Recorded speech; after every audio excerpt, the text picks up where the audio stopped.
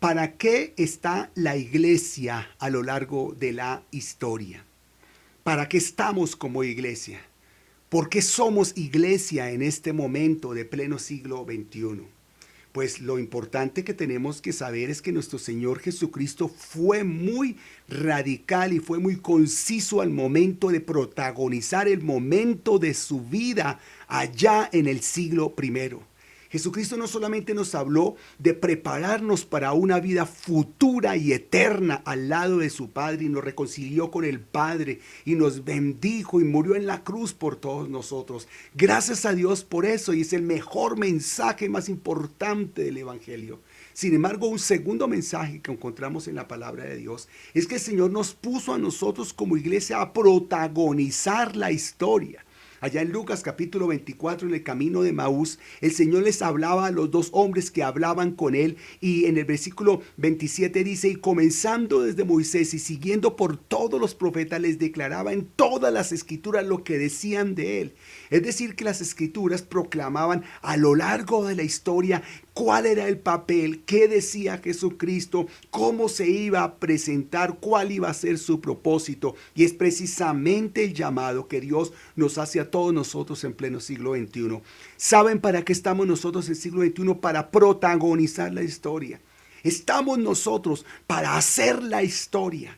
Y yo me pregunto, ¿qué va a decir nuestras siguientes generaciones del papel de la iglesia en pleno siglo XXI? Ya pasó todo el siglo, los primeros 20 siglos. Allá la iglesia hizo, deshizo, la edad oscura, los papas, etcétera, etcétera, los avivamientos, el pentecostalismo, etcétera, etcétera. Tanta historia que se pudiera decir de lo que pasó en la iglesia en los siglos pasados. Pero tú y yo somos los protagonistas de la iglesia en pleno siglo XXI.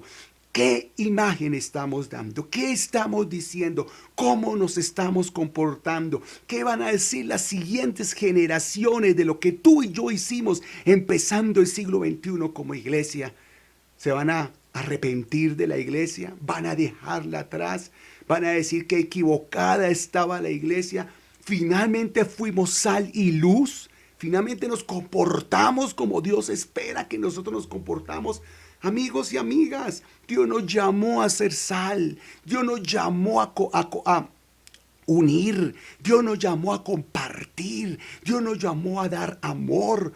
Dios nos llamó a darle esperanza a la gente. Dios no nos llamó a pelear. Dios no nos llamó a discutir con el Estado, con los gobernantes de turno. Dios llamó a la iglesia a estar en medio de un pueblo que anda en tinieblas y darle esperanza. A eso nos llamó el Señor, amigos y amigas. No seamos peleones, no seamos rezongones, no levantemos palabras contra las autoridades simplemente por decir que también tenemos poder. Ya nos estamos preparando para elegir presidentes, etcétera, etcétera. A eso nos llamó Dios. Dios nos llamó a mostrar su palabra, a mostrar su misericordia. Dios nos llamó a hacer historia. Cambia la historia, ayúdame a cambiar la historia de la iglesia, que nuestra siguiente generación, la que viene allá adelante, sea una generación que mire hacia adelante y diga: la iglesia del siglo XXI, en plena época de pandemia, dio ejemplo. Así es como tenemos que ser.